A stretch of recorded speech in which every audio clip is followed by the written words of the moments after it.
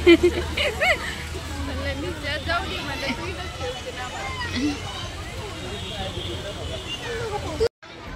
मी संपदा ब्लॉग्समध्ये तुमचं खूप खूप स्वागत। मी आज आले कात्रजच्या अभयारण्यात। तर मी तुम्हाला दाखवते की आम्ही अभयारण्यात कोणते कोणते प्राणी बघितलेत। तर चला मी तुम्हाला दाखवते। फर्स्टच आम्हाला आहे बघा, इथं माकड दिसलंय।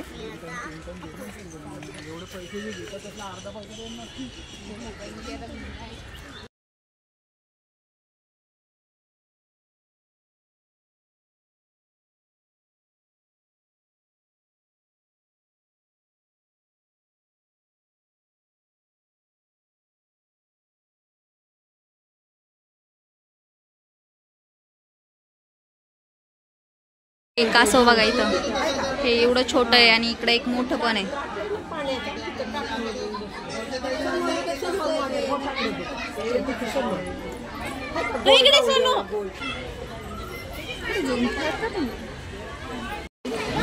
झोपली असेल ना?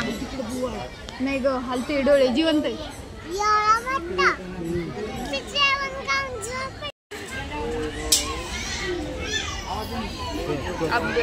अजगर झोप घेतला।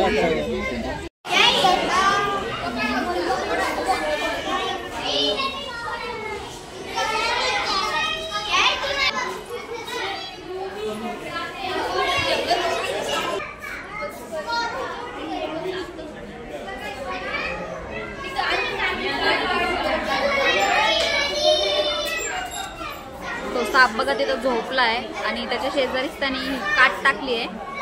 कात म्हणजे त्याच्या अंगावरचं जे वरचं कवच असतं, कातड असतं, तर ते काढतं आणि मग त्याला नवीन ते कातड येतं।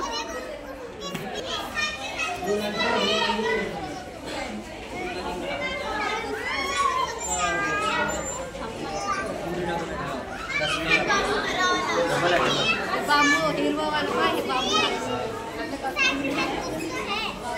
वो भी तो एक वाला ही है।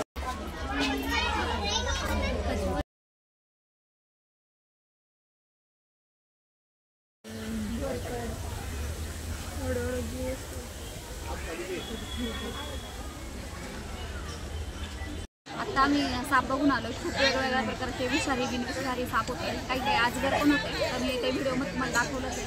आणि आता आम्ही जाणार आहे मोर बघायला।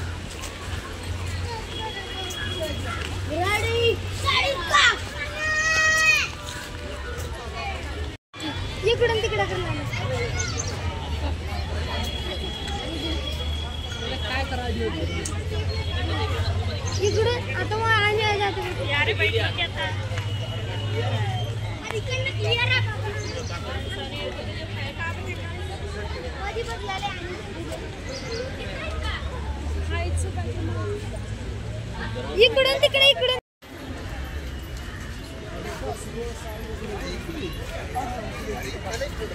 आता आम्ही हरिण बघायला आलो। तर त्याचं इंग्रजी नाव स्पॉटेड डिअर असं आहे आणि मराठीतून त्याला चितळ बोलतात। तर चला मी तुम्हाला दाखवते ते। 150 200 बघितलेले। बापरे, एवढे कसे बघितले? उमापूरला लई ग हरिण आणते। त्यांचे शिंग बघा किती मोठे आहेत। 100 साल पुराने शिंग है इनके।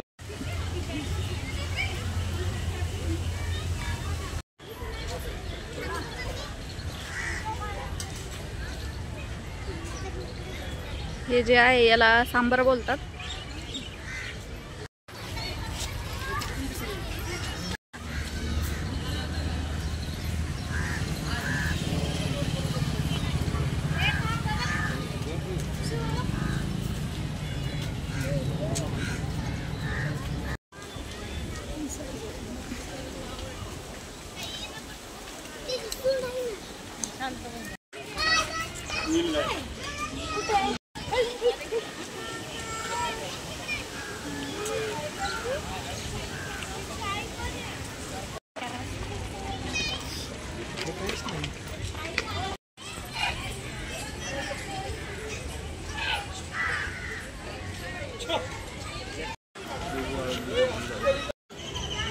लास्ट टाइम मी 7वीला असताना इथं अभयारण्यात फिरायला आले होते. सहल आलेली शाळेत तेव्हा आलेलो आम्ही.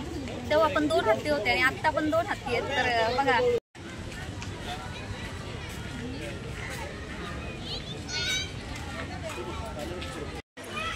झूम कर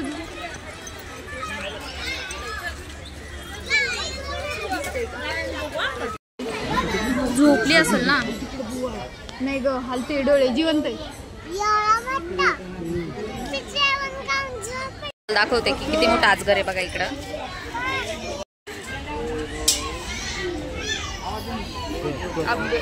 आजगर झोप घेतला.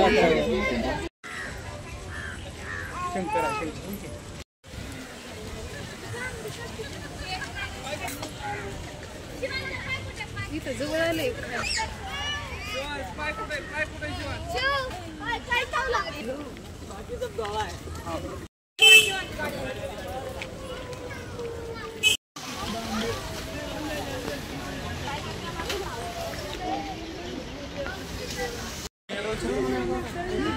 ये बाबा बाई लवकर. बघ इथे रिया रिया इथं बघ. कुठे रे? हो कुठे आहे? इथे. आपण जे प्रत्येक वेळेस जे वाघ बघत असतो ते साधारणतः पिवळ्या कलरचे किंवा असे त्याच्यावरती पट्टे पट्टे असणारे असतात. पण आपण जो आत्ता हा वाघ बघितलेला आहे तो व्हाईट कलरचा आहे. लांब बसले.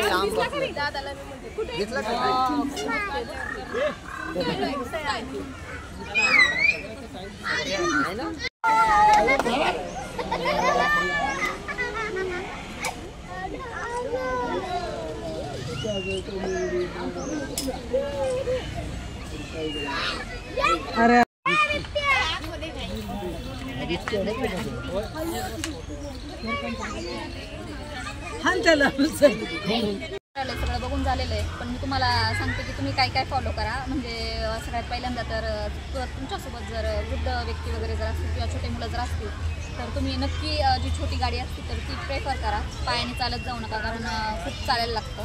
2 तास तरी 2-2.5 तास लागतात चालत जायला. तर त्याच्यामुळं तुम्ही गाडी प्रेफर करा. की तिथं लोक आवाज वगैरे करतात तर ते करणं शक्यतो तरी टाळा. किंवा मग प्राण्यांना कोणते पण फळं वगैरे खायला देणं. तसेच भरपूर लोक इथं काळजी घेतात की असं काही होऊ नये म्हणून वगैरे.